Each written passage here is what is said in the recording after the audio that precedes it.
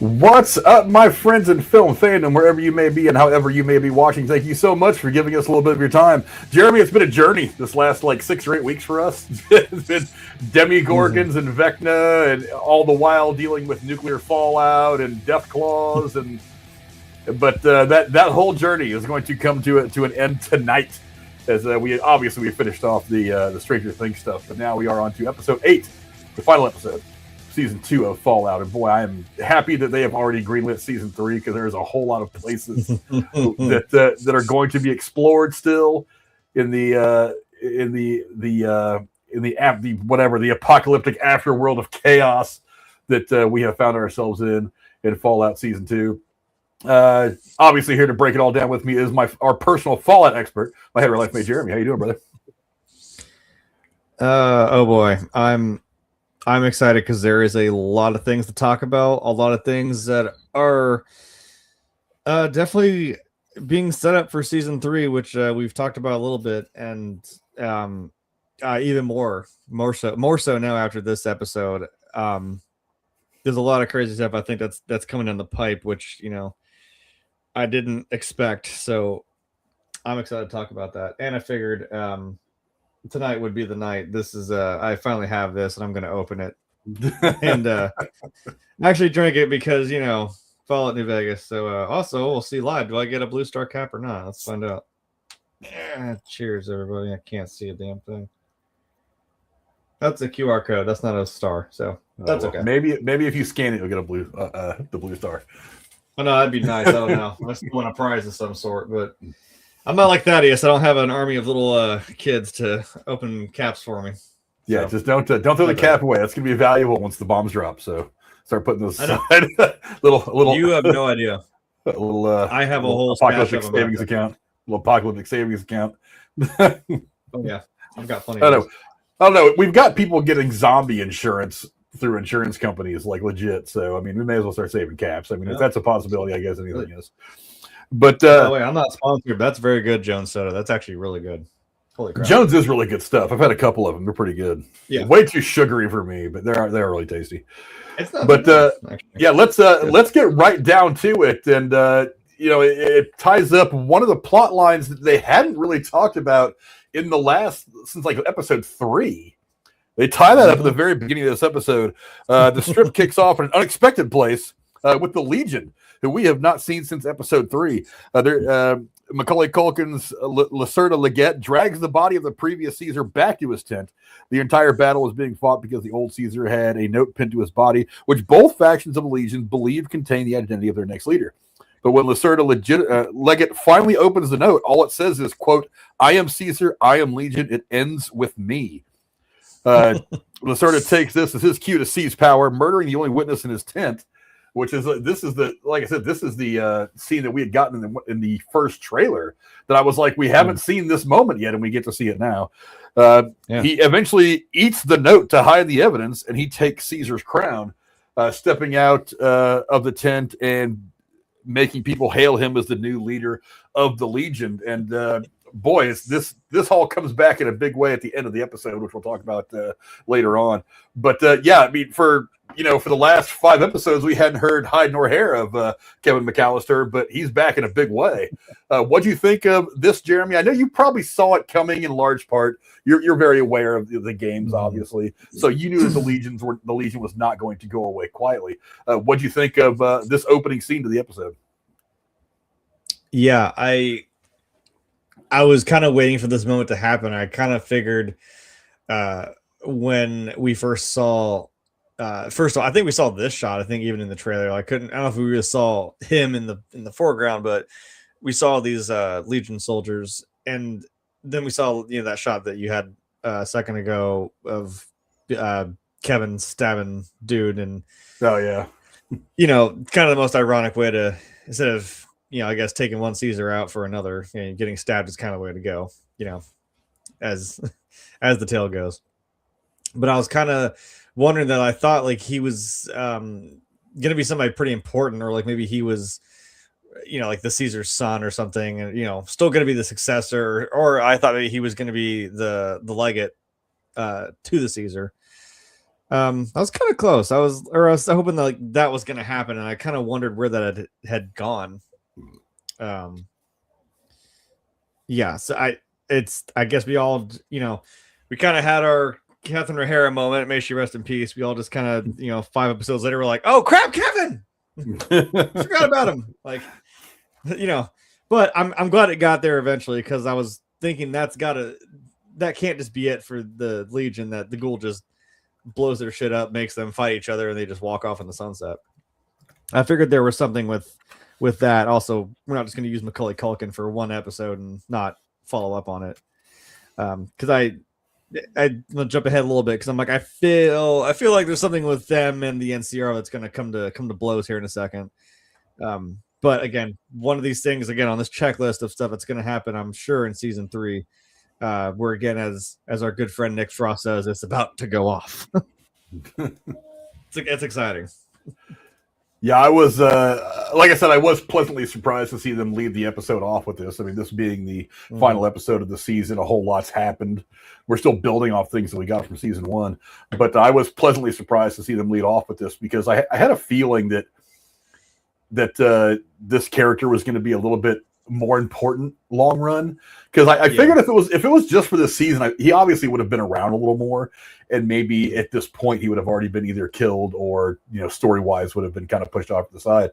But the fact that they didn't go back to him at all after season 3 kind of let me know that there's plans. There's plans, and you probably had the inclination way before I did, because having known the game, with him taking over the Legion, now there's this battle that's coming for New Vegas. It's probably going to be the big driving action set piece of season 3. I was really happy to see him back. I was kind of surprised a little bit that the note said what it said, but I was kind of like, hey, we're throwing every crazy wrinkle at this story, so we may as well do something like this too. And I honestly, I kind of thought that maybe he was going to read it and it was going to say somebody else's name, but he was going to be like, nah, I don't really trust that person, or I don't like that person, so I'm going to kill that person, and I'm just going to say that it said me.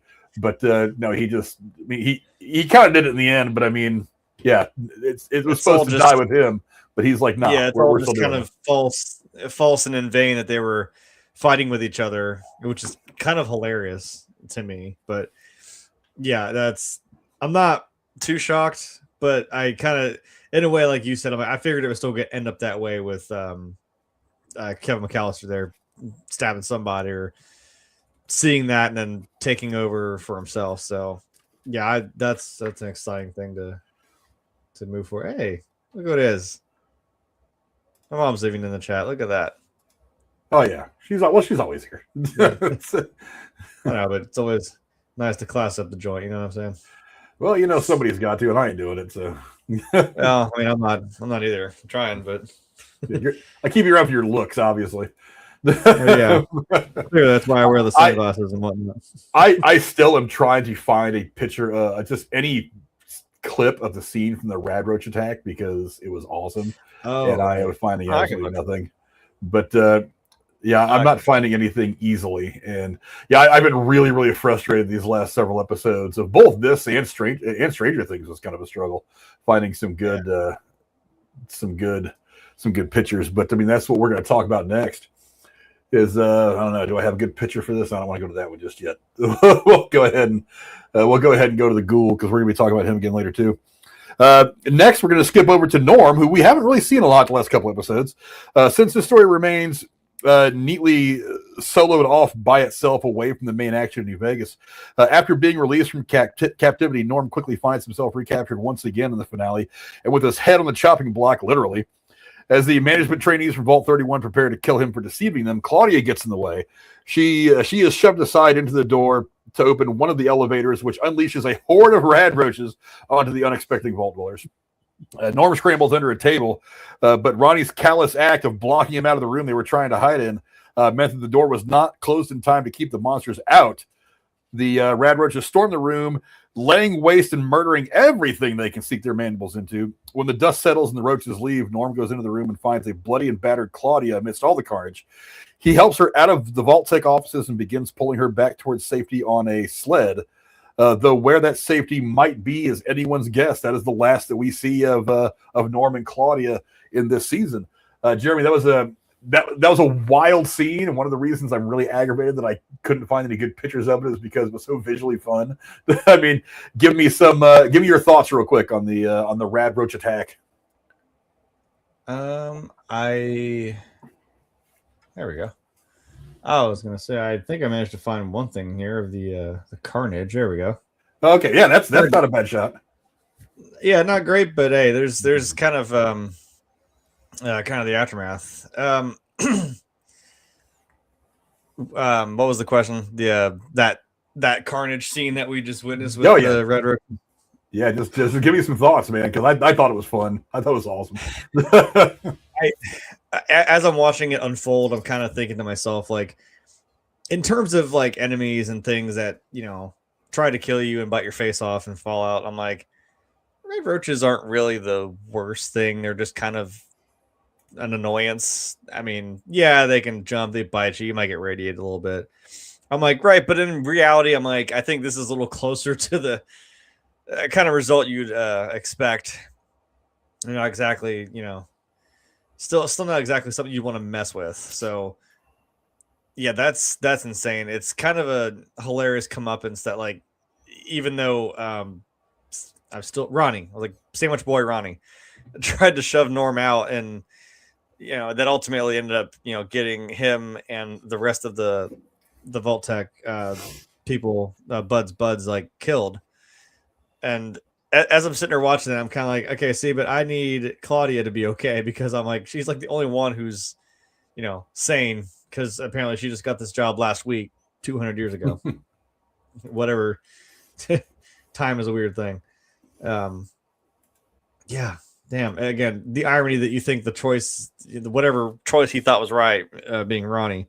Yeah, kind of an easy way to kind of dispatch these people, because I'm hoping, you know, they're not, whatever plans they seem to have, or whatever Ronnie seemed to think he was going to do. It's like, yeah, that's not going to pan out for you, buddy. I think you're quite made for this world, clearly, because again, as terrifying as those things are, you're not going to take on some rad roaches. So I just wanted Norm and Claudia to be okay. That's what I'm saying. Yeah, is Claudia somebody who's new to the series, or is she somebody from the game? She's new to the series, because the whole buds thing is definitely a show mechanic. So yeah, she's new, and like I said, I think out of the situation, it needs to be Norm and Claudia. So no, they're original characters. Yeah, I've liked Norm. I don't think the writers have always used him very well, like the character Norm. I don't think the writers have always used him very well. I feel like really know what to do with him. Yeah, I feel like there are times that they could cut to him and kind of expand on his story a little bit, and they just don't. Not 100% sure why. I mean, I understand there's a lot going on where, you know, the ghoul is, you know, trying to find his family, and Lucy's trying to find Hank, and you know, Maximus is busy starting a civil war and then running away, but and you know trying to hold on to the fucking cold fusion. But yep. I feel like they could have gone to him more. It's like, because some of these episodes, I mean, you could add another 5 minutes to an episode and grow his character a lot more. Because I would be interested to see somebody put together a supercut of all of his scenes this year. I bet you it would be about 15 minutes long, and it would be some exciting. It would be some exciting shit. It'd be like, whoa, wait a minute, I have to go back and watch that again, because it happens so quickly at times. I really feel like they could have done more with him, but hopefully next season he's going to be more of a more integral part of the storytelling, because I really like him. He seems to be the vehicle they were trying to get there to at least the hints of the FEV virus, or the Forced Evolutionary virus, as I said twice there. So I thought, like, yeah, if he's going to keep kind of uncovering this rock, that like, oh, there's a more sinister plan here that was at play, or at least was in play at some point. I don't know. Yeah, like you were saying, maybe it's a little more important in season 3, because now that he's kind of discovered that, and like I said, now that he's got all those monkeys off his back, thanks to the rad roaches, maybe there's more to expand on his story, because I feel like everyone kind of came around in some manner. Like we said, Lucy and Max got back together. The ghoul kind of crossed paths with Lucy again. he even crossed paths with Max. But Norm is still kind of we're not quite there yet. Like even Hank, like we've all kind of crossed paths except for him.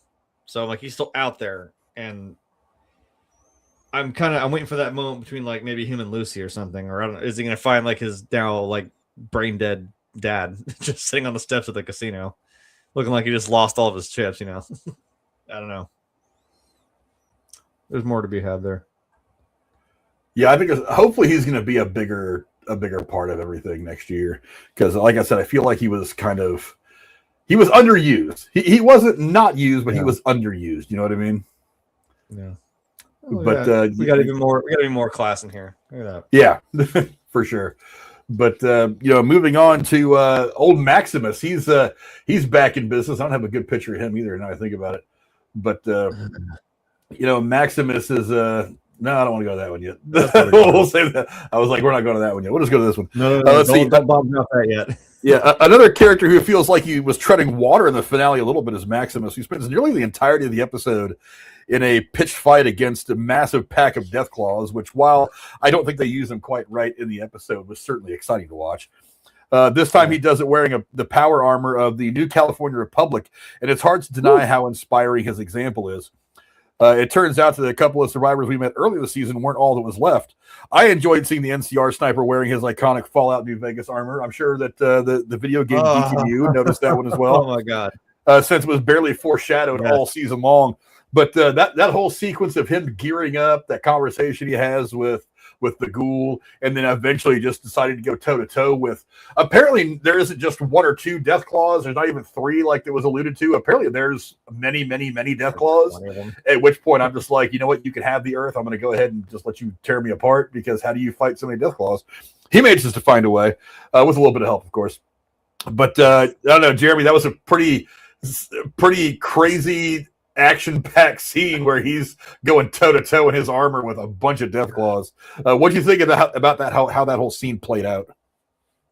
I also think it's got a little comic relief that, like, while he is single-handedly just beating the shit out of these Deathclaws, I was like, I mean, it's Vegas, so of course everybody's in the shop huddled over there, like trying to take bets and shit for like, is he gonna live? Is he gonna die? I'll put this many caps on the kid. This many he dies.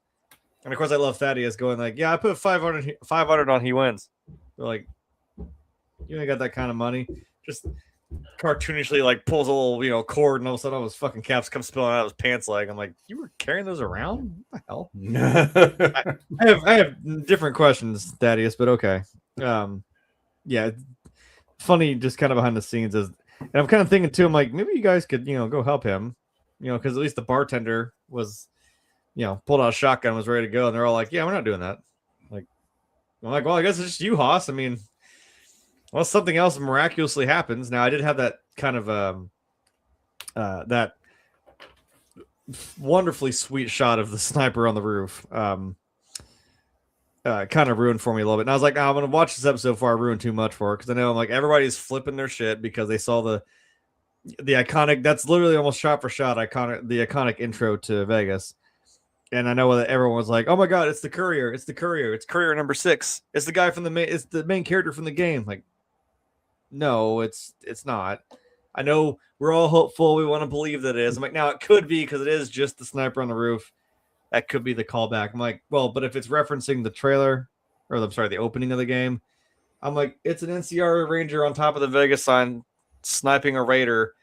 Anyway, and it zooms out, and then it zooms out to where you are, the courier, getting your face shot by the little checker-suited bastard, voiced by Matthew Perry. I'm like, no, that's the courier. He's not the guy on the damn tower, but I know that's the callback. I know he was helmeted, so we don't know who it was. Yeah, very cool visual Easter egg. I'm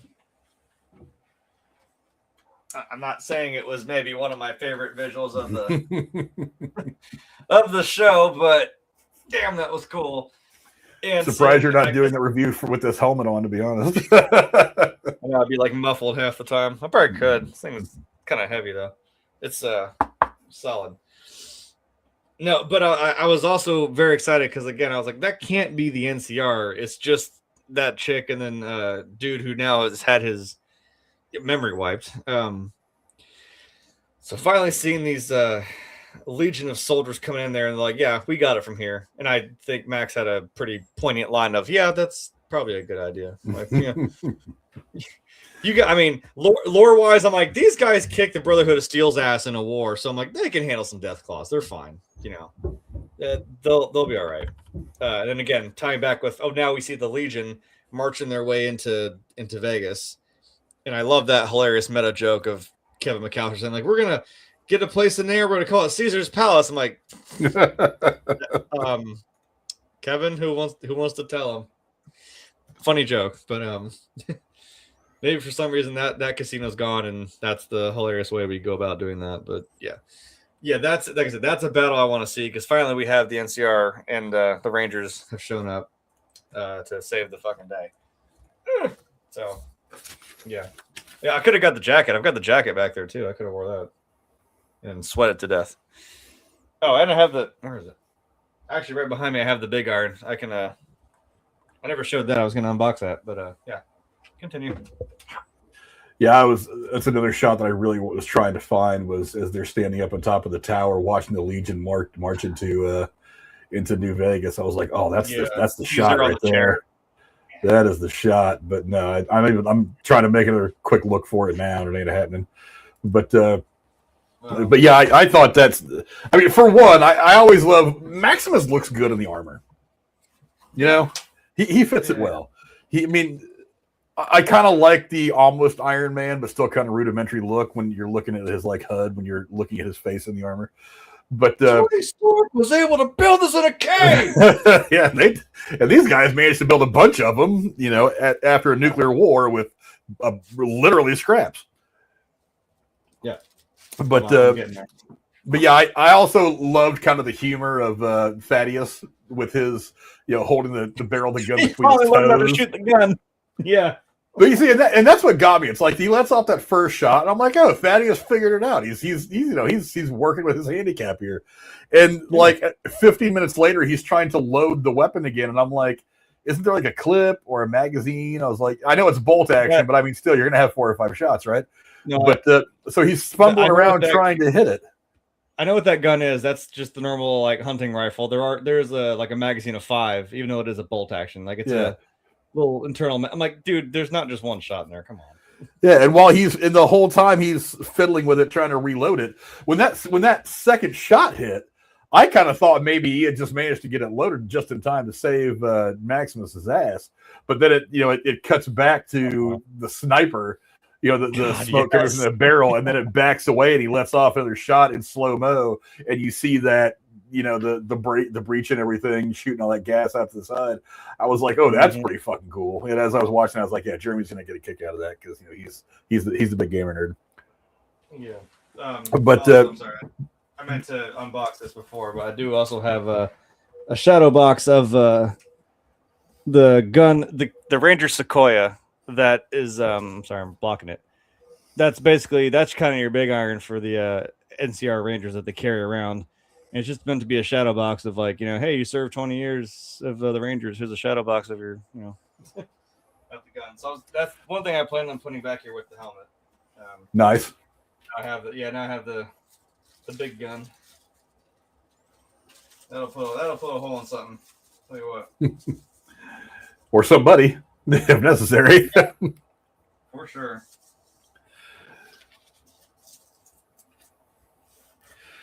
Yeah, again, we do get a little bit of Max at the end of the episode. We're going to talk about that a little bit more later as we talk about Lucy and how everything ends for her. But yeah, let's move on now to Lucy and the reckoning of the McLean family. We left off in episode 7 with Lucy discovering the severed head of Congresswoman Diane Welsh was powering the brain-computer interface in the basement of the New Vegas Management Vault, which was an excellent cliffhanger to the last episode. This episode quickly resolves that, revealing that Welch had no say whatsoever in this development, as her severed head begs Lucy to kill her. Despite her reluctance, Lucy eventually does so. Probably a good mercy killing, but it was important for Lucy's character development. We'll talk about that in a minute. Hank reveals a few key pieces of information, such as that he used Welsh's head for the machine because he wanted people to have her innocuous personality traits. He also hints that he's not working for Vault-Tec or even Robert House, as we assumed earlier in the season. We find out Hank is actually working for the Enclave, and that's something you've already brought up a couple of times, Jay. The true power brokers behind the apocalypse who are backed by the United States government. Let's talk about that. Let's talk about it to this point real quick, because there's more about this whole father-daughter dynamic thing I want to talk about. I was, again, I was surprised to see her head there. I really, Jeremy, I told you I thought she was going to be more important, but when I saw her just kind of facilitating the meeting between Cooper and the president, I really kind of thought that's where it ends. Like she's just been the MacGuffin to get these two together. But when Lucy walks into the vault and we see her head there, I was like, maybe there's something more important to her than I missed. Jay, what do you think about this whole sequence? I mean, for one, just finding out why she is still around in head form anyway, and the big step that Lucy takes in taking a life without being hopped up on post-apocalyptic drugs. Yeah, it's something that surprised me, because like we were talking about when we first saw her, I just kind of thought like, okay, it would make sense that some congresswoman is here talking to, like Coop and his excuse me, and his former military buddies. I don't, the whole time, I'm sorry, I don't know if I addressed this. I still gotta say something about it. I didn't understand like why the way she delivers lines is that she's just so monotone and just does not seem to want to be in the room she's in. I was almost like, am I supposed to like laugh? Why is she talking like that? I don't know. Talk about Lucy? I don't know if that's the congresswoman. Oh, well, I mean, nothing about her is working the way it once did. She's been sitting there as a severed head for probably 2 centuries. I know, but when her head was still attached to her body, even I'm like, well, like, why is she always just like talking like this? And even when she's talking to people normally, like, she just doesn't seem like, okay, I'm not excited to be here. Okay, well, I mean, thanks for steering me, I Coop. think politicians kind of like by and large, and I read a lot of politics stuff too, but it's like they mostly try to be kind of milquetoast. And some of these lower level politicians, I guess, some of these lower level politicians, one of the reasons they're lower level is because they don't have the flamboyant personality that sells to the cameras.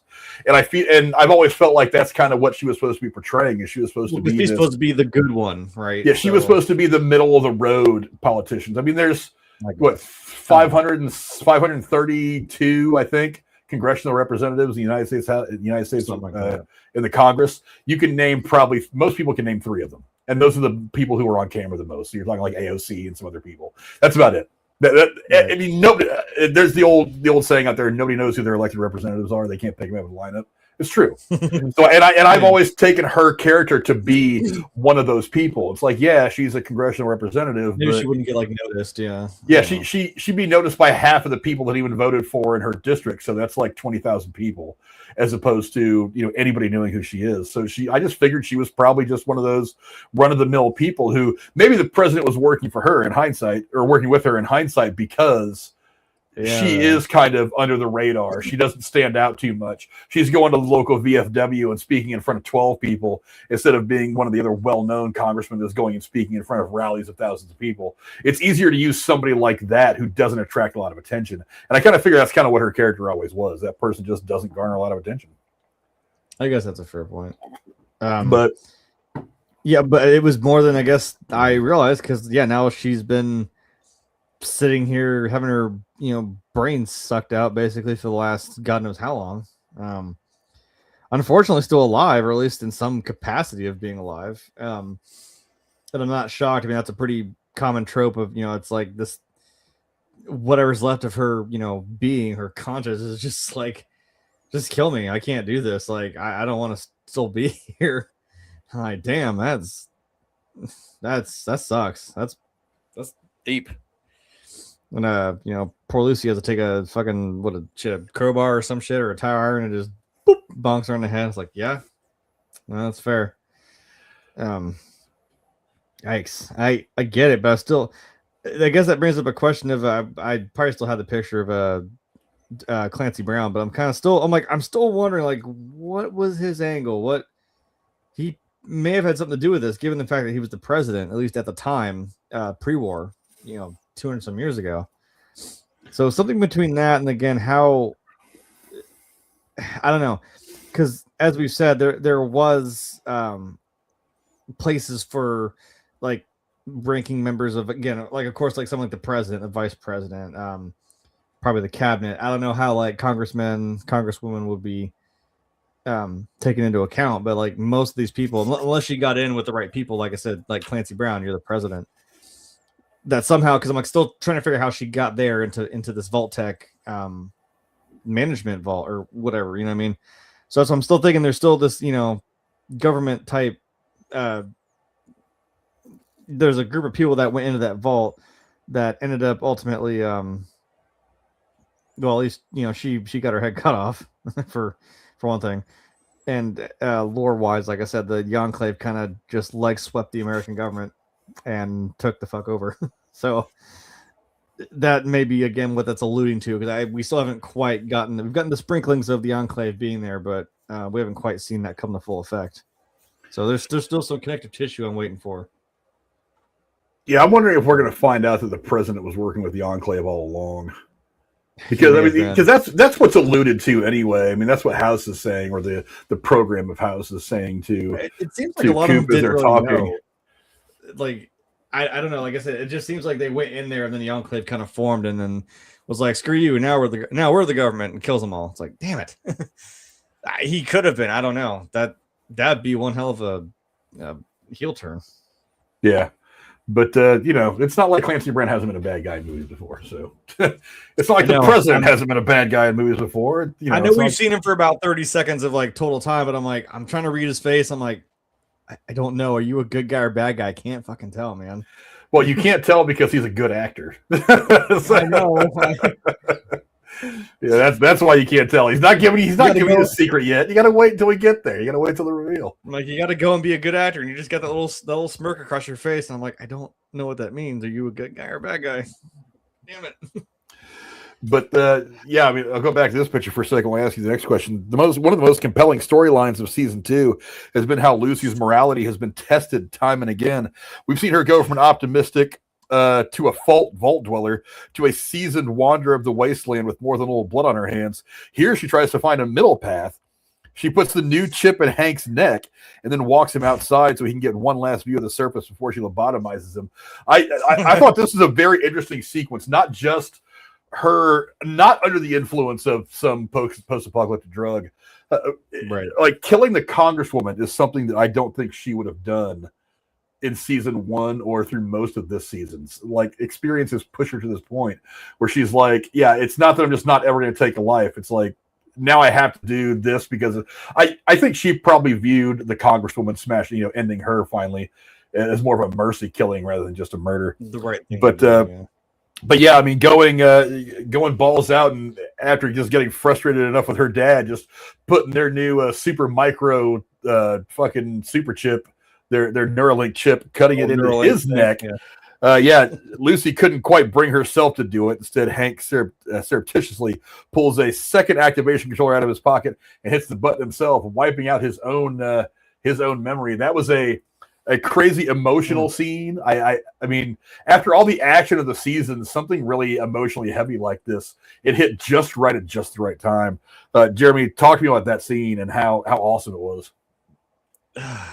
Again, we were just talking about being a good actor. I mean, like Kyle MacLachlan, man, like him being able to, again, kind of literally and figuratively just turn that switch, and now he kind of slumps over for a second as he kind of then reboots and comes kind of comes back to, and he just sees, because Lucy's just not okay. She's breaking down, just crying, giving him a hug, and he just kind of wakes up to that, like, oh, like, hello, miss, like, hey, you got something on your face, like, let me get that for you. I'm like, damn, dude.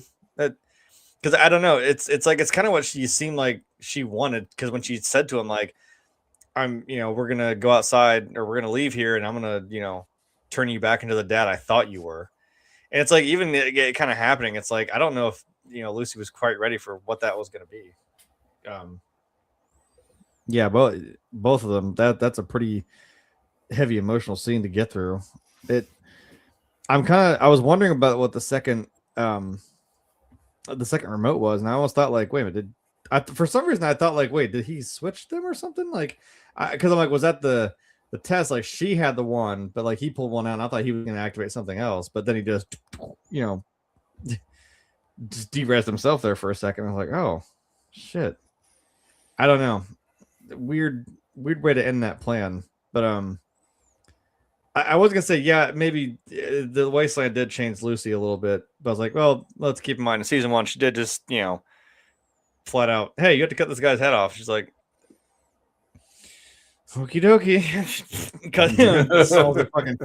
So I mean, yeah, but he was already dead though. She didn't kill him. She was already dead. I mean, it's a strange distinction to make, but for the purposes of the show, she didn't want to take the life. He was already dead. Yeah, and it was just like, you have to do this, and it's like, oh, there's no other choice. We're like, okay, I guess I have to do this and cut this dude's head off because it's important. I think, I was gonna say with the Congresswoman, it's like that is a little more kind of like how the game goes. There are some that are just like moral choices. Like, what would you do? Like, this is a little bit bigger. That was a little bit bigger of a moment where it's like, yeah, I still agree that I don't think season 1 Lucy would have done that or have found a way. I think that was kind of, like you said, a mercy killing. It was just like, I had to put this woman out of her misery, and it's still me trying to like shut down what my dad's doing here. So, bonk. That's the end of her. Because I actually played through a few weeks ago a storyline that I hadn't really gotten into. And I'm like, cool, I know what this is going, because at the end of it, it's going to be some fucking moral choice of, okay, do I side with him or do I side with him? I'm like, I don't like these choices. I don't like that. Stop doing that to me. Do I side with the bad guy or the really bad guy? Which one do you want to be? I know. I'm like, my hands are tied. I hate this choice. I'm like, I'm in the room with my hand on the switch. I'm like, do I help the son? Because his dad is going insane because he has an ancient artifact on his head that can make him into freaking God, basically. Or do I let the dad out because he's like, oh, my son's lying to you. Like, hey, let me out and I'll do you a favor. I'm like, I don't like this. I don't know you. So I just, I killed the dad. I don't know. I also definitely didn't look it up. And I was like, more so of like, not like, what should I do? I'm like, what happens if I do this? Like, game wise, there was a little vial of like a, oh God damn it. Not a virus. There was like a special thing that like, basically it stops you from aging, which again, I was like, I never heard about this storyline. So this is also something new to me that, the son, basically this family has actually been alive since like the fucking 1800s, like 1880s. I'm like, we're in like 2296, or that's the show, like 2281. I'm like, how? This vial just basically stops you from aging, so you keep taking it. So that's what the whole issue was. I'm like, well, basically either this guy gets loose in the wasteland, I got to keep dealing with him, or he's going to come back and kill the family anyway. I'm like, nah, I should probably shut the dad down and just because I didn't need the vial for anything anyway, just game wise. So I'm like, yeah, it's easy choice. Bye. Yeah, I thought that whole scene was amazingly done. Again, you need some really good emotion. Hey, look, once they got back together a couple episodes, once they reconnected, the big question was, how is this going to end for them? Does she kill him? Does he run away again? Does he stay bad? I'm curious as to what happens with his character now, because he's just sitting there. Theoretically, he could. She said, "I'm going to make you into the dad that I thought you were." Theoretically, he can become a good guy now. I guess this is the redemption arc, is where it starts for him. He could just not remember that he was a douchebag that was blowing people's heads off trying to get the Neuralink chip right, or that you nuked Shady Sands, or that you nuked Shady Sands, or that you were part of some big cover up to keep people in a vault and experiment on them for 200 years. Whatever. I'm curious as to what happens to this character, because you can't just leave this character like this. He's too important. Kyle MacLachlan's too good of an actor not to have around. He's a significant enough character. You can't just say this is where his story ends. So I'm curious as to what happens with him next season. I don't think he's going to be the main thing that drives the villain side of this equation next season, obviously, because we saw the base of the Enclave and everything. Yeah, we saw the base of the Enclave and everything at the end of this episode, but I'm curious as to what they do with him now, because the redemption arc is going to be it's not going to be a tough sell, but it's going to take a lot of time. And on top of that, it's like, look, we've seen TV. We've all watched a TV show before. We know that eventually he's going to either remember or find out something. And does he become old Hank again? Does he learn about how much of a douchebag he was in the past and try to overcorrect and sacrifice himself? There's a lot of different ways to go with it. But I'm curious as to see where all that's going to go. Or their brotherhood and their search for their infinite search for preserving technology. I'm like, man, if they come across that, they pull that plug, and I'm like, oh crap! Then suddenly Hank McLean becomes, murderous Hank McLean again. So there's always that. But eventually, the two good people do get back together. I do not have a good picture of them, so we'll just use this one again for now. As Lucy wrangles with the implications of everything that she's dealt with to this point and how far down this grisly rabbit hole she's traveled, Maximus finally arrives at the Strip. Lucy and Maximus end season 2 staying in Robert House's office overlooking New Vegas while the NCR sets up in the city and the Legion marches towards it. They hold hands, and it feels like a mirror to the end of season 1 where the lights come on in the wasteland while the Brotherhood watched. Except this time, Lucy and Max are staying together instead of going their separate ways. A very hopeful moment at the end of it all. We have not seen Lucy and Maximus together, I think, this entire season, except for this moment right here. It was a very interesting thing for Max because basically he hasn't exactly been the good guy through parts of this season. I mean, he did try to kill what's his name? The Elder Quintus. Yeah, the Elder Quintus. Yeah, he did try that. He did steal the cold fusion. He did murder.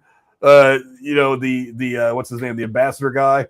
He did murder him. Yeah. So I'm like, he hasn't exactly been an upstanding citizen. His transition from confused guy with a really interesting arc to just being the same old Maximus was kind of jarring, and I thought a little strange. But I was happy to see them both together at the end. I don't know. Am I wrong on that, Jeremy, or is there something I'm missing? No, I was kind of wondering after the whole him trying to assassinate the Elder, and then he just kind of pieced out. Well, and he killed oh God, what the hell was his name? Quintus was the Elder. I don't remember his damn name. Anyway, then Jambi's character. I don't remember what his damn. Damn it, I don't remember what his name is. But it kind of seemed like he was just kind of wandering. I mean, as you do, you wander the wastes, right? Coming across. Once he kind of came across the ghoul, I kind of thought, well, we're picking up again. Something's.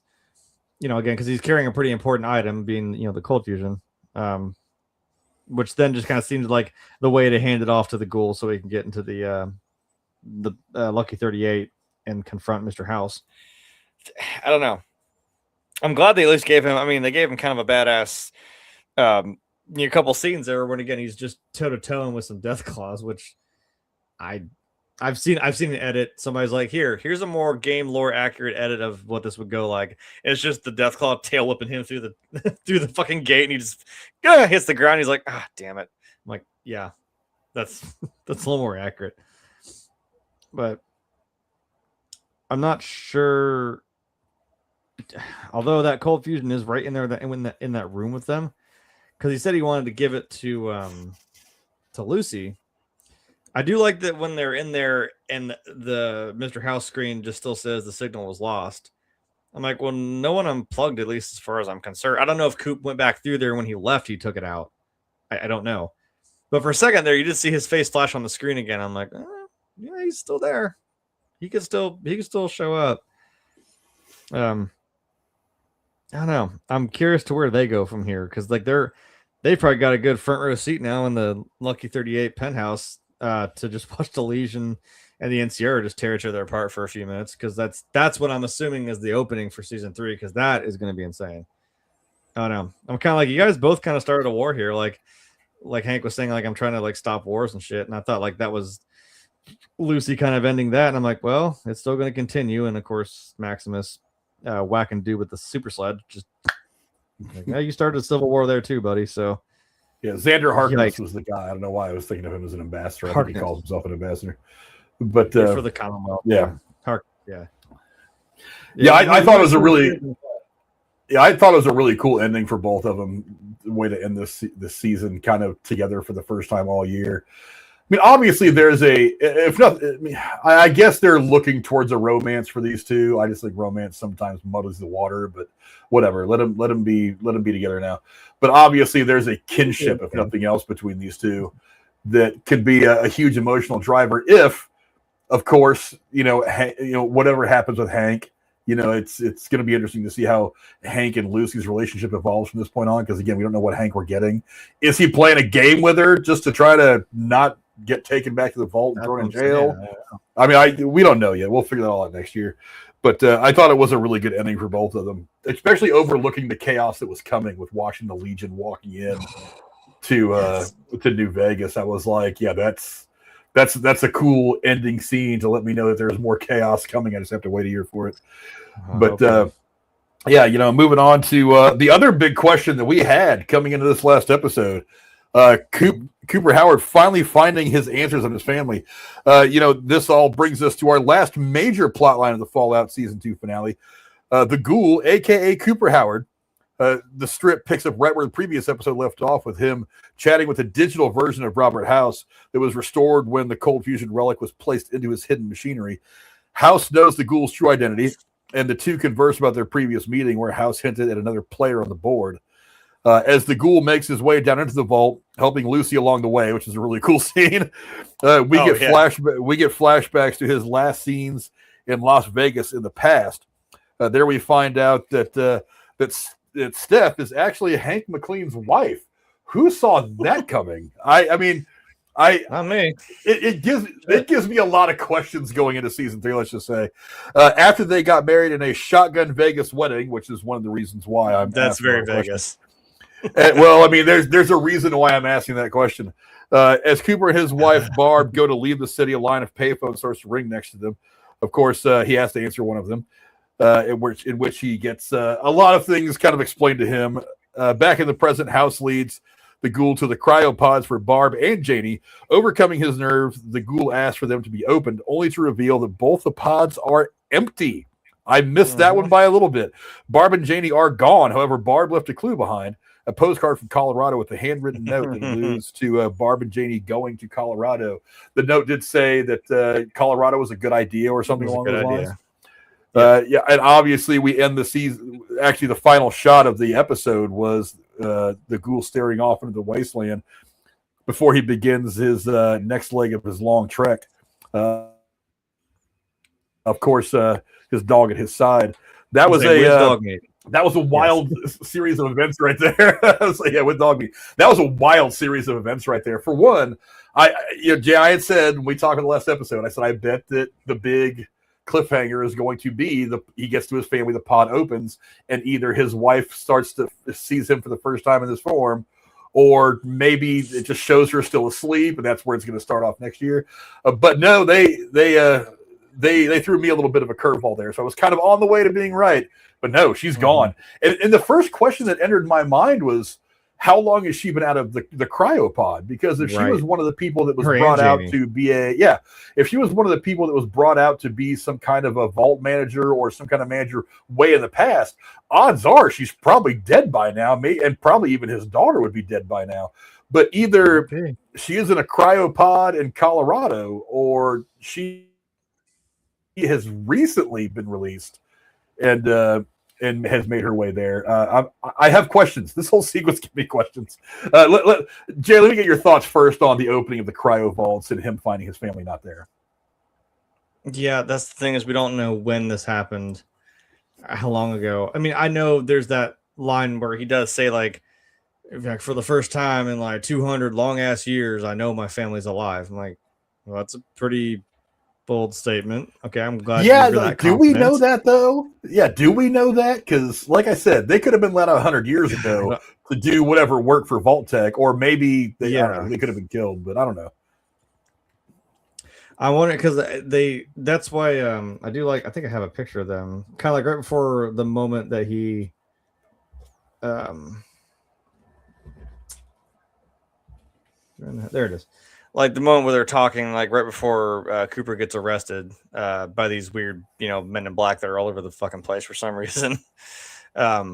the Council for Un-American Acts or whatever the hell they said they were, and they arrest him. And they were talking about Colorado, so I wonder if like she did after that moment or something, like she pocketed one of those postcards. Because I mean, they're exiting Vegas, they're leaving, they're on their way out. I imagine there's a gift shop. Colorado's not that far away.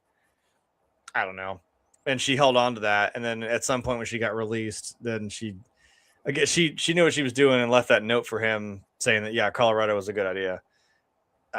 I don't know how well a postcard holds up in cryo freeze, but I imagine it wouldn't last that long or still be that preserved. Maybe it was recent. I'm like, that's hopeful. So I don't know, because like I said, him and Jenny were gone.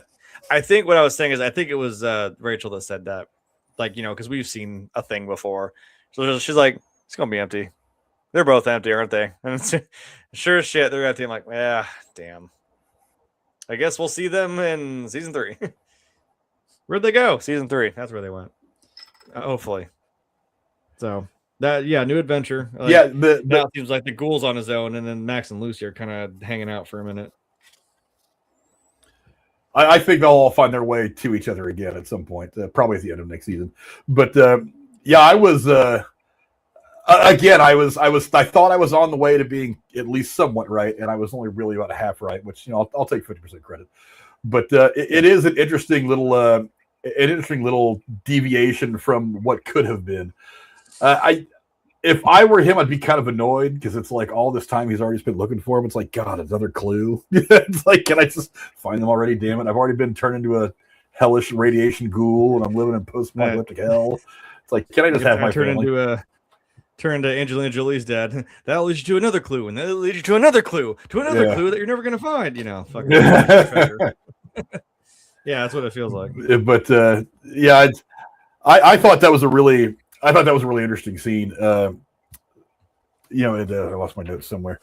But and then on top of that, I mean, the whole shotgun wedding thing. I have a question about that. I think me and you were on the same path here, kid. I think so. I think I need to. Well, what color are her eyes, Lucy? Let me see your eyes for a second. I have some questions about that. Oh boy. Who knows, man? Wouldn't that be a wild twist if like Lucy was also like maybe they had Lucy and then the three of them were actually all cryo freeze and they were all let out at some point, and that's because the thing is, like, you see, like, Hank McLean is obviously, they're about the same age there, I would assume, in that picture. She still looks like not a day over 200, like whatever the fuck she's supposed to be. He's gotten a little bit older since then, like, obviously. So I'm like, there's been some offset time there. And I'm like, that'd be kind of wild if Lucy was actually not, she was kept frozen or whatever when she was a child. Because that kind of gives you a Fallout 4 reference. Like, it's your infant son who's with your spouse and they're put in the cryo freeze. Oh, excuse me. So that would be kind of wild if she was actually not also as old as she thinks she is. Lucy, rather. It wouldn't be too much of a stretch, though, if you think about it. And yes, me and you were thinking the same thing. Because as soon as I got to that, I was like, wait a minute. They got married. They're in love. I'm like, are they alluding to the possibility anyway that Lucy maybe... They were up all night talking till 4 a.m. I'm like, yeah, sure. Yeah, because when two young people get together all night till 4 a.m. talking is what they're doing.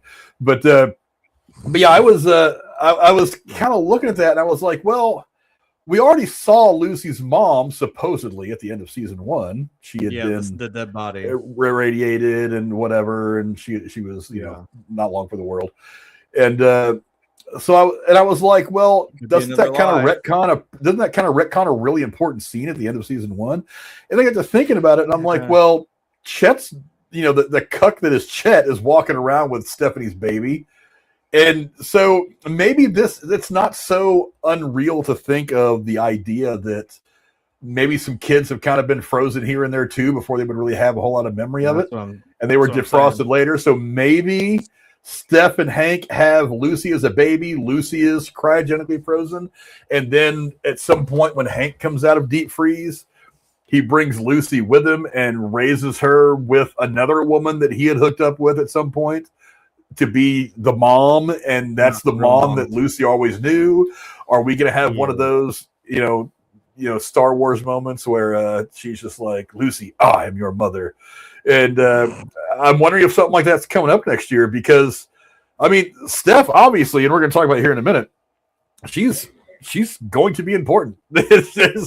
She's in one scene in this episode, and it was significant. Yeah. But so she's obviously going to be a major player moving forward. I have a feeling that's kind of where they're headed, is that she didn't realize that Stephanie's actually her mom, and she was actually frozen at some point because they have a technology to freeze people. We have a technology in real life to freeze embryos. There's all kinds of different ways that you can explain away that she is Stephanie's daughter, and that she may at one point been frozen or whatever. I don't know. But where do you see that whole thing going, Jay?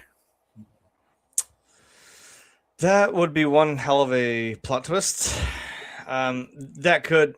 Oh, geez. No, Google. What are you doing? Stop. Sorry, looking for stuff.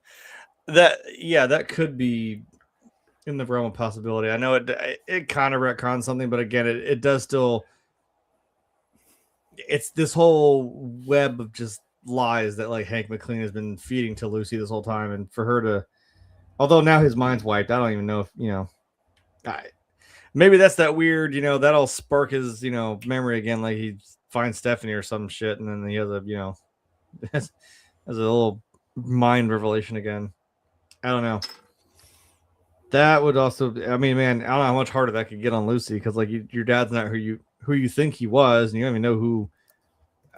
You found the skeleton of your dead mom, supposedly. I don't know. That's like I said. I think there's got to be a reason as to why, like I said, their age difference seems to be pretty drastic. Like it seems like Stephanie was only more recently let back out of the cryosleep, whereas Hank McLean was not, or he'd been out for a little while. I don't know. There's still something there. God, that'd be a wild plot twist. I don't know. Weirder things have happened in Fallout. Trust me, I would know. There's aliens shit, man. And that's one of the fun things about like this and Last of Us and stuff like that. The worlds are so open. There's lots of different stories you can tell. I think that helps a lot with the kind of storytelling. It's like we see with Marvel. It's like there's a bajillion different storylines in the comics. You can pick and choose the ones that you go with. There was a piece of news that I had read, and I'm trying to confirm it while I'm thinking about it, about season 3. But I thought I had read somewhere that one of the showrunners, one of the ones who was part of the development team for the game, is actually leaving and won't be one of the main writers and showrunners for season 3. Well, shit. And somebody else who's been around from the beginning, and another person from outside the franchise is taking over. I was trying to find that article, but because that's got me curious as to how next year is going to go. But let's see. Oh, this is probably an old one. Oh yeah, that's old. That's not what I'm looking for at all. But one of the showrunners who was actually in on the development of the game is actually leaving. He's going to still have like production credit and creative credit and all that, but I don't think he's going to be active and actually telling the story. But yeah, let's talk about Steph. The last time we saw her, she was running away. She had been outed by Chet, and the full-on revolt in Vault 33 was happening. But there was a plot line that needed to be touched up, and it was this one here at the end. The first time Steph, the first of them is Steph at Vault 32. We last saw her locking herself in the overseer's office after Chet outed her as a secret 200-year-old Canadian to the rest of the Vault dwellers. Near the end of the finale, she opens Hank's keepsake box to reveal a black Pip-Boy. This provides her with a direct line to the Enclave. And Jeremy, you've brought that up already. Good on you. Oh, yeah. She orders them to begin phase 2, something we've heard referenced earlier in the season by Bud Askin's personal assistant, Ronnie. The scene cuts to a snowy base where a floating machine begins broadcasting Stephanie's message. It's a solid stinger for season 3 that sets up the Enclave as the larger threat. And boy, if that doesn't set up season 3, I don't know what does. Jay, that was a pretty big moment. You had speculated that it was the virus that she was after, not necessarily this Pip-Boy, but I don't think that we're done with the virus at all. I think that we are going to see the activation of the virus because of her contacted the Enclave through this Pit Boy. I don't know, Jay. You seem to have a pretty good wrap on what was happening with all this. Give me your thoughts on the one big important scene that Stephanie gets in this episode. Yeah, finally opening. I know we were all doing our best, Brad Pitt, and we're screaming, "What's in the box? What's in the box?" Like, I was waiting for it, and then when I see a Pit Boy again, I'm like, wait, what? And then like I see the paint job on it, the black with that little stupid letter E with the stars around. I'm like, oh damn it, it's an Enclave Pit Boy. It's probably like that scene there where she's like, whoever's listening, like it's Hank McLean's wife. I was like, well, hold on, are you? Hold on a second there, Junior. Like, but saying like, okay, we'll activate phase 2. I was like, oh damn, and we see the. I'm assuming that's the Enclave base. There was that little Eddie Ibot that was the robot going around broadcasting. You see those throughout the wasteland. You'll see them for the Enclave. You'll see them for all kinds of. They're usually spitting out either propaganda or like their whatever radio station. Couple bullets. Yeah, those take those out. They're kind of annoying. I don't want to hear the Enclave spitting their BS all day. So yeah, so there is a bigger play here coming. And like we said, that we're not done with that virus. I think, because I even tried to pause the screen real quick when the screen came up because it said like phase 1 complete or something like that. And it said phase 2 like redacted. I'm like, yeah, what does that mean? Like, you're not gonna tell us what it is, even though we do know it has something to do with that. I still think that is her. I still think I'm gonna see that scene of her like just dipping out underneath the overseer's desk, going out into the waste. That would be kind of wild if she came across Hank again, because we haven't seen the two of them cross paths again. So that would be interesting to see him having been mind wiped and come across Stephanie again. Well, they didn't. Maybe that's where it goes. It's been a while since I've seen season 1. They didn't have any contact at all in season 1. No, that's true. I don't. Maybe they did. I'm trying to remember. Like I'm gonna have to go back and watch it to make sure. Yeah, if they did, they were playing that pretty well. I don't know. Yeah. So I'm assuming we're going to see a little bit more of that and what that's going to entail moving forward. Like I said, I still think we're going to see her just dipping out, and it already seems to be in place. I mean, phase 2 seems to be ready to go. Just needs the word, which the bride here just unfortunately gave the go ahead. So you guys better not drink the water. It's like I say, don't drink the water in the vault. It's going to be bad news bears, guys. I'm telling you. There is a random search. I managed to find a picture that you're going to want to talk about here in just a second. But yeah, go ahead. I'm sorry. Oh yeah. Well, I don't know if we're. I see it. Yeah. Save that. Oh my god! I audibly made a lot of noise. Save that for last. Because there is a little tidbit I was wondering. I think it is very important. Colorado. The reason why. Well, not only the reason why the ghoul's going there, but this might help us get a little more context. God, I can't talk. Not only is Hank, goddamn, I'm getting people confused. Cooper, the ghoul, going toward Colorado. But I was going to say, I think lore-wise, we haven't actually seen it in a game or anything, but Colorado is actually kind of important. The Hoover Dam, we know that. Or the Colorado River goes through there. But this little tidbit here from the Fallout Wiki. In the 21st century, the state apparently served as a test bed for the use of cyber dogs as law enforcement auxiliary units. So if we see a cyber dog, I'm going to lose my mind, because that was in Vegas. This is known to have occurred in Denver, with many of the cyber dogs remaining intact well into the post-war era, which is where we're at now. This is the important bit. The United States government may have also maintained continuity of government installations within the state, with a Galaxy News Network reporter making an offhand remark about, quote, a mountain in Colorado for the president to go under and still direct the events of the world.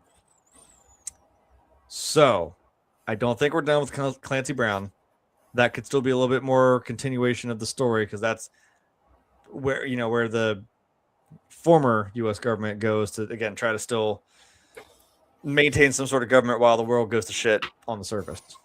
So that could be another plot line coming down the pipe. Yeah, I'm very interested in this. I have a feeling that they're probably going to launch the virus from the Enclave. That may end up being the end game for season 3.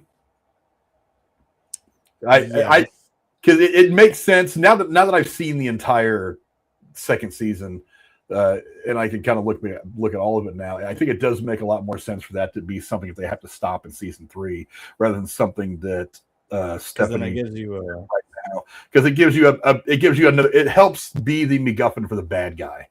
It helps be the plot device that helps. And it'd be the reason. Bad guy. It'd be the reason why the super mutants are fighting too, because remember, they are a result of the FEV being released on the world. So I think, again, that ties in. We'll see more of it. And then, again, we'll go back to Ron Perlman. Please, for the love of God, give me more Ron Perlman as this super mutant. So, like I said, that's coming down the pipe too. So that would be kind of your driving force of that storyline, plus the fact that we're, mentioning this virus being released on people. So another plot point I'm waiting for. Yeah, but Jay, I do not recall. Was there a post-credit scene at the end of season 1? I didn't look for one because not everybody does them. I mean, Marvel's got everybody kind of staying through the credits now for whatever they're watching, but I don't remember there being one. Nobody's discussed one, and I can't really tell you why I did it this time. But I did kind of fast forward through the credits because I was curious as to exactly. Because it was a really long credit for some reason. So, well, I'm like, most streaming services start to kick you out of the credits, and I'm like, it's not doing it. Why is it not kicking me out? I'm like, wait, is there a credit scene? Is there an end scene? I'm like, there's got to be. I had to go ahead and fast forward, and boy, what did we get? we got a big surprise. Oh my God, Liberty fucking Prime. After the credits roll, we got one more tease for the road in the form of a post-credit scene dedicated to the Brotherhood of Steel. Yes, characters like Dane and Elder Cleric Quintus survived the destruction of the Brotherhood blimp a few episodes back. Dane brings Quintus an ancient relic, which turns out to be a schematic for a giant robot that should be familiar to anyone who's played Fallout 3. So ironically, we're going to go into season 3 with something from Fallout 3. So we now have the Legion, the NCR, and the Brotherhood all setting up to make major moves as we head into season 3, not to mention the Enclave. It sounds like a larger war is coming for sure, and I have a feeling that our Vault Daughter Lucy, former Knight Maximus, and our gunslinger Cooper Howard are going to find themselves right in the middle of all this shit yet again for season 3. Jeremy, Nerd Boner was probably turned all the way up to 11 when you saw this. Pretty sure. I mean, me not knowing anything about this, my level of interest was very, very high in this. I had to do a little bit of Googling after this. But you found this picture of some stuff from the game. Yeah. I'm not sure exactly like this, but it's going to be very, very interesting. Jeremy, explain to me exactly what this is first. This Liberty Prime Alpha suit in the game before we talk about what it might end up being. So. Oh, that is the most American ass-kicking fucking robot on the face of the wasteland. Oh my good God. I don't really have a good thing for scale. If I can give you a sense of scale, that's not a person. That thing, you probably come up to maybe like its shin. So this is like a big robot mech that's the Brotherhood. You see it in 3. They're working on it, and that is what helps you. You and the other Brotherhood Knights do an assault on the Jefferson Memorial because, ironically enough, oh God, was he part of the Enclave? I'm trying to remember now. I don't know why I'm second guessing myself. Pretty sure it was the Enclave, who takes over Project Purity, which was your dad's in 3. Your dad's project. Well, your dad took it over to give clean water to the wasteland, right? No radiation, all that jazz. So this is you stomping back in with this big fucking mech who is just spouting like all pro-America fucking like propaganda, like, go in to preserve democracy as he fucking pulls out a mini behind. I don't have a good, that's the one from 3. Well, you can kind of see him on his back there. On his back, that's loaded up. Those are a bunch of nukes. not only does he shoot like fucking lasers from his eyes, but he pulls those out of his back and just hucks them at people. And like nuclear hand grenade. That's awesome. yeah, those are like full size nukes. He just fucking hucks at people. Yeah, this thing is crazy. I went back and same thing. I was freaking the fuck out. Credits cut to black. Rachel's like, explain. I was like, let me just. I turned into. If I was sitting next to you, that would have been my reaction too. Yeah, I know, because I'm freaking out, and you're like, what is it? Hold on. And I'm like, like I said, I'll turn to John Hammond. I'm like, here, I'll show you. Yeah, this and in 4, you also use Liberty Prime to go attack the Institute and assault their base. Same kind of deal. So this is like a giant FU. I've seen so many edits of this thing to that song, America, Fuck Yeah, if that gives you any clue. Yeah, this thing is just a giant, like, walking metallic middle finger to everything in its path. And what do you even do? You don't do anything about it. He's here to stomp out all the commies. That's what Liberty Prime's about. Well, Jeremy, I'll give you another piece of good news. I was doing a little bit of reading, and an article on Total Film said that the Fallout producers want to make a practical Liberty Prime alpha suit for season 3. Ooh. No CGI, no AI. They want a real working suit, at least in part. Obviously, it's gonna be like scale size, not like. So this yeah, fucker's at least like 2 stories tall, you know. Yeah, so, yeah. I mean, because just looking at this picture, I mean, my guess would have been something between 20 and 30 feet tall. Trying to use that little antenna that's on the left for a little bit of scale, knowing roughly how tall those things would be. I figured 20 to 30 feet, but I mean, I don't really think there's a limit that they're going to feel like they have to constrain themselves to for the show. They obviously want to try to make this robot out to be a little more eye-catching, a little more pleasing on the eye. But yeah, the idea that they want to do something practical for that suit later on in the for season 3, I think is really interesting. It leads to the question. I mean, at what point do we see this suit next year? Is it something that they're going to hold off on and wait till the last episode or two, or are we going to see some action with this Liberty Prime suit? I think we're going to see some action. I want to see some action, but I feel like that might be something you want to hold on to for a minute, because like I said, there's this big war coming. So I'm trying to find another picture of Liberty Prime. Sorry, no, don't click on it, damn it. Yeah, it's I would say keep it in your back pocket a little bit for when the shit really hits the fan. When they get into this war, they're in the middle of this big civil war with each other. That's kind of you. That's you pull out your trap card at the end. Like, oh yeah, now I activate this big bitch, and now it's all over. Oh, is that a good one? Somebody's got a. If I can pull this picture, I think this might give you a sense of scale. No, hold on, that's a straight one. Usually it's running around with a bunch of Brotherhood knights. I'm trying to like find one of that. Or searching for any random picture. Oh god, please tell me I can get this one. Okay, there we go. I have a hilariously, I found one of a picture of Elder Maxton from 4 standing on his shoulder, which is a hilarious shot. Where did I just see?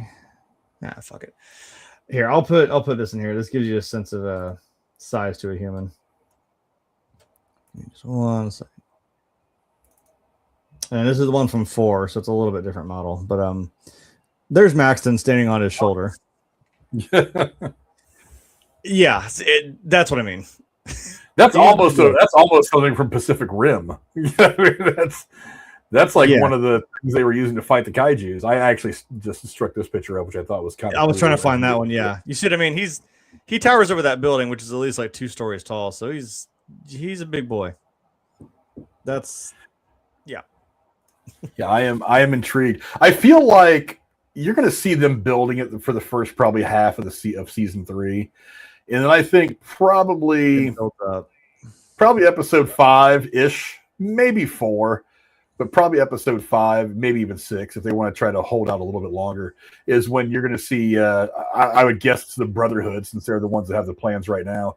You're going to see them roll it out there. Maybe the war isn't going their way. Maybe they're about to lose some important ground or something like that. And that's when Quintus is just like, okay, release, activate.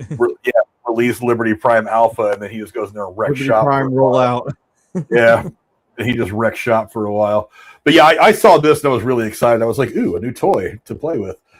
Because as much as I like the suits, the mech suits that Maximus wears, I was kind of like, they are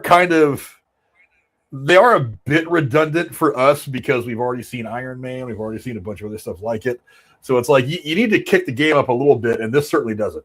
As far as the visuals and the excitement for next season. But, there are some things left unresolved, Jay. The first one for me is water for Vault. Was it Vault 31, the original Vault? Lucy's Vault? The 31 or 32? 33. Yeah. But water is obviously still a problem for them. Not only that, but Betty and Irv. We talked about their dynamic a couple of times over the course of this season.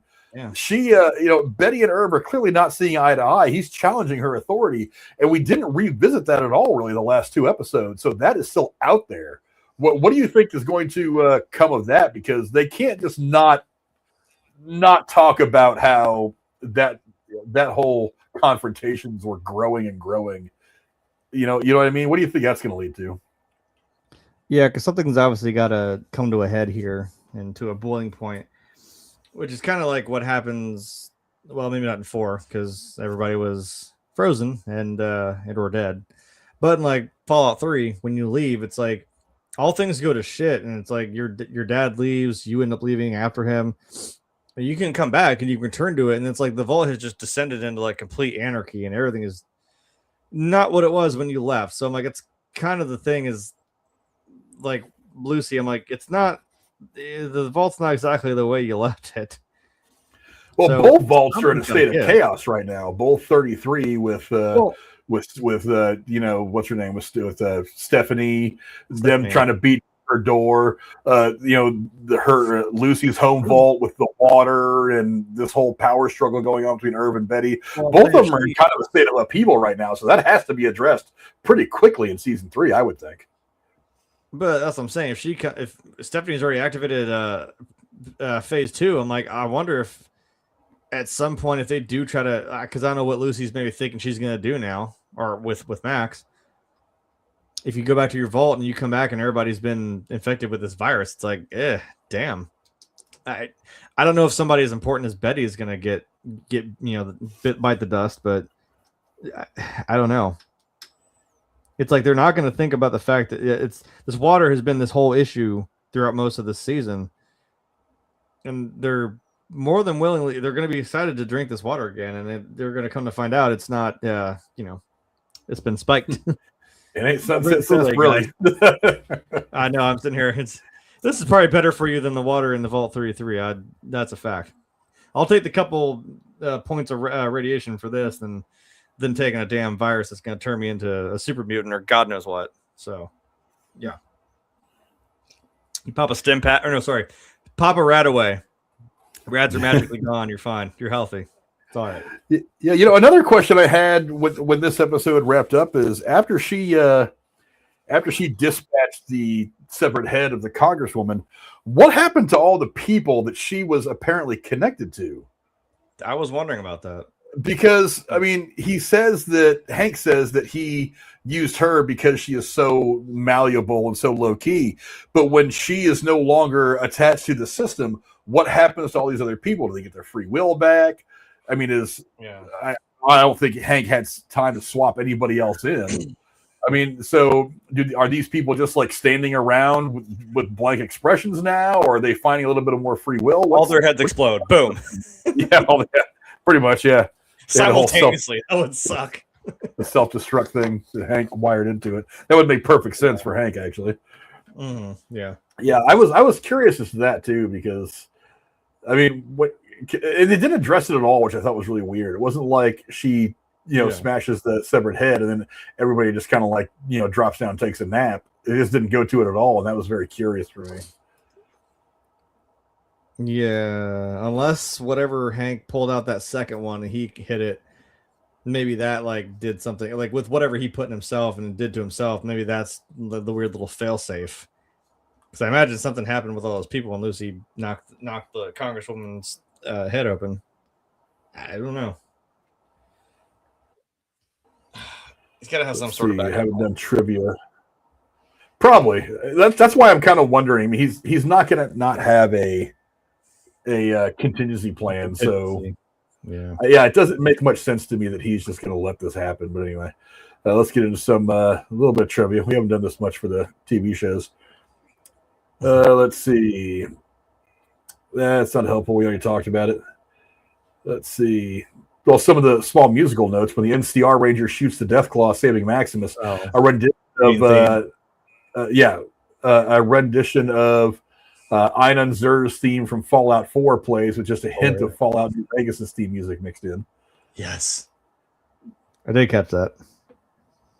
Let's see. When fighting the Deathclaws, the alert tone Maximus's power armor HUD sounds when he runs out of ammunition is the same sound effect used for the power armor in Fallout 4 and Fallout 76 when it depletes its fusion core. That's what I was also worried about. I'm like, I don't think you just happen to be packing a bunch of those in your pocket. So yeah, I thought it was odd that he fired all of his rockets at the one Deathclaw, and I was like, you might want to not blow your load the first one because you got a lot of them. Yeah, really, dude. I know he's excited because I was excited too. I'm like, wait, where are those in the game? Can we get an update? Can I get weaponized like mech suits? Because it's usually just you're in a big tin can and you can just use your guns that you normally have. I'm like, wait a minute, I want some like Iron Man, Boba Fett bullshit coming out of my back and out of my fucking wrists and shit. Like, where's that at? Yeah, they also had here in the trivia when Lacerda makes the joke about Caesar's Palace. They caught that too. Yeah. When Cooper is arrested, the agents say they have a warrant for his arrest from the House Un-American Activities Committee. It's also called HUAC. That was actually a real life committee that ran for a long time, from 1938 to 1975. Basically, they just went after a bunch of communists. And while HUAC is not mentioned in any of the games, the U.S. Center for Anti-American Activities was mentioned in Fallout 76. I have not played 76, but I believe that. Yeah, and that's the only trivia that it won't take me a month and a half to read. Let's see. That I couldn't probably summarize at least. In Fallout New Vegas, Mr. House is kept alive by keeping himself sealed in a vacuum chamber on a life support system, which needs power to run. In this show, House explains to Cooper Howard that a machine he had built needs cold fusion so that he could power the machine that would allow him to live forever. This is an issue as Mr. House evidently didn't need a diode to live inside his life support machine for 200 years, but it's implied he would need it in order to be operational. Yeah, that's what I was wondering, because there's, like I said, you come in there, it's the same thing. You come into the penthouse, you see the big screen. If you just detour to the left, there's a door with a security terminal. Go in there, and then you find that chamber that has his actual, frail 200 some plus year old body in there, still alive on some really wild life support. I'm like, yeah, cool. Shoot him and I walk out. I was having Cooper Howard vibes because I'm like, yeah, that's how I deal with him. It's like There's like, we're not, or you still have business with me. He's like, yeah, not with me, you don't. And he walks out. I'm like, right. That's how I feel about him. Screw you, buddy, and your big TV screen. I want to ask questions. I just shoot him in the mouth and I walk back out. Damn right. I'm like, dude, screw you. I don't care about your house always wins crap. I'm not dealing with you. I'll fucking pull your plug, Grandpa. Good night. Well, Jay, season 2 is now in the books. Give me some final thoughts on the entire season, how it went for you, and how excited are you for season 3? Yeah, if you're telling me you're getting a whole New Vegas season, I mean, that's exciting right out of the gate, because it's, for the most part, considered at least one of the fan favorite games, even though it's not technically made by Bethesda. It's Obsidian is the company who made it. But it holds a special place in everybody's heart. So it was cool to see. I enjoyed a lot of the callbacks, a lot of the stuff that I was wondering about lore this whole time. Like, okay, What about Caesar? What about the NCR, the Brotherhood, the Cons? Yes Man. We actually never saw Yes Man. I thought that'd be a hilarious way to see some sort of neutral option, as you just see Yes Man, who's a Securitron with this goofy little cartoon face. If anyone who's probably my age, you like Face from Nickelodeon, or Nick Jr. Yeah, that's kind of what that reminds me of. That is a reference for the kids. So we're all like 30 and 40 now, but yeah, this did set up a lot of things that I said are very exciting to see. Possibly some super mutants get into a war here again. The NCR, the Legion, again, tales old as time. They've been fighting for the last 20 years at least. Yeah, game wise, they've been fighting for quite a while. I think I said the Brotherhood. I'm curious to see where that ends up, because they're about to bring Liberty Prime's foot up everyone's ass, and that's like I said. There's some ideals I don't agree with them sometimes. I'm like, maybe leave ghouls alone. Why are you guys racist against ghouls? Good lord, and super mutants. That's kind of your fault, really. Well, because just because humanity has dealt with the apocalypse doesn't mean humanity isn't also still stupid. There's always out there who have stupid thoughts, and I don't think it would be too much different in the apocalypse. It kind of makes sense. Just the status for human all of nature doesn't change. Yeah. I was happy to see, actually. We don't review it, but I watched The Bear on Hulu or Disney, whatever it is now. And the black guy who was in the shop when they were taking bets on him fighting all the Deathclaws. He's one of the guys. He's the Haitian guy from The Bear who sells all the sandwiches on the side. Nice. I was really excited to see him because I really like that show. It's a really good show, and I was kind of happy to see him because I really like his character as well. Show, but I'm pretty stoked for what season 3 is going to bring. I mean, they did a lot of work, especially the last couple episodes, of expanding where the story can go to some pretty crazy places.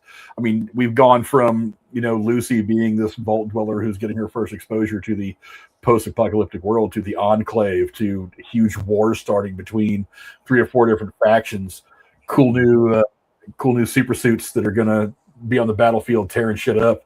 It's like there's from Fallout 4. There's your character's point of view of that big bitch. Don't mess with that guy. If you see that guy, just turn and go the other way. But I'm really excited for where all this is going. I think more importantly than anything else, they're growing things at an appropriate rate. You know what I mean? They're still concentrating on a lot of the stuff without letting the story kind of outpace everything else. But like I said, with the one guy leaving as showrunner and not having a creative voice, the way that he had, the guy who helped write the games, it might get a little Todd Howard, is it? What's that? Did they say a name? Was it Todd Howard? You know what? I read it in passing, and I don't really know. Let me see if I can look it up again real quick. I meant to ask you. I'm like, if it's Todd Howard, that kind of concerns me, because he is the guy. He is kind of the guy, for Fallout. It kind of concerns me the same way that Neil Druckmann kind of stepping aside for season 3 of Last of Us. I'm like, please don't go. I know you're excited about your other game, but dude. Todd Howard said in an interview, when we do games, we talk about, hey, what's existed before, and how he's talking about creative stuff, blah, blah, blah. Let's see. I'm trying to find something. Maybe if I go to here. Career, blah, blah, blah.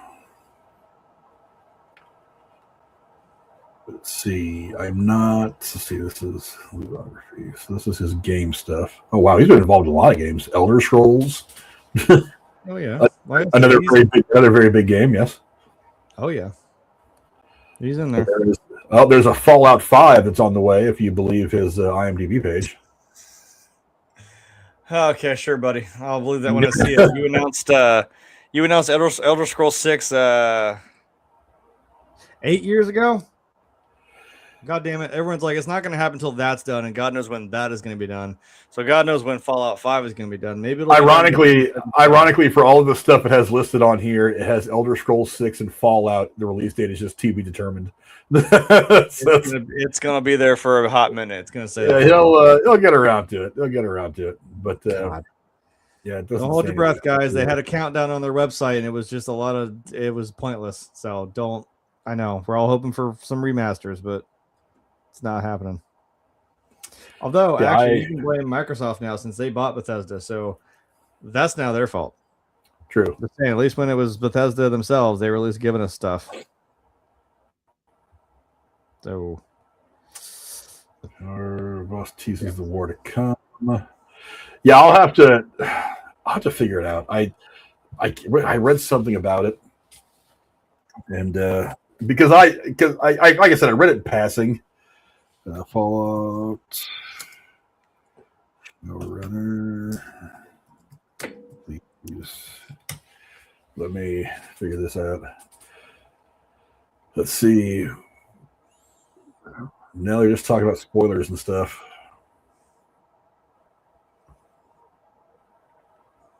I'll have to, if I can come across it again, I'll send it over to you because like I said, I kind of read it in passing. So I should have worried me if it was Todd Howard because like I said, he's kind of the big brain behind a lot of these series. So that would concern me a little bit. Yeah, but hopefully nothing too. He's still there in some capacity. Like he's probably still like a creative, input. So yeah, I don't know. But yeah, I'm excited for what season 3 is going to bring. I really enjoyed season 2, all of it. I don't think there was a bad or slow episode in this entire season. Everything was really good. It answered some of the questions from season 1, kind of drug a couple of them out, but mostly it asked all the right questions to kind of lead us into season 3. Season 3 has already been greenlit. It's going to happen. They've been coy in some of the stuff that I've read about season 4, potentially going past season 3 to 4. I think from what I've read, their general consensus is as long as it's successful and people are watching, we'll go ahead and keep making. But I mean, we're worried about that. These shows get more and more expensive as they go on, and that's one of the reasons why Netflix doesn't usually let any of their stuff go much past season 3 or 4 because they just don't want to put the money into. Amazon's got a lot of money to spend, so I don't think their pockets are hurting. But it is going to come a point where they might just say, "Hey, the return on investment isn't going to be great, so let's just go ahead and wrap this up, and we'll just whatever." So hopefully we get some more good stuff going, but. Thank you to Jeremy for being the Fallout expert over the course of these 8 episodes. Looking forward to us getting together and doing season 3. The first time we get to see Liberty Prime roll out there and wreck shop, I'm pretty sure Jeremy's gonna pop up on screen with a great big smile that just takes up his entire face.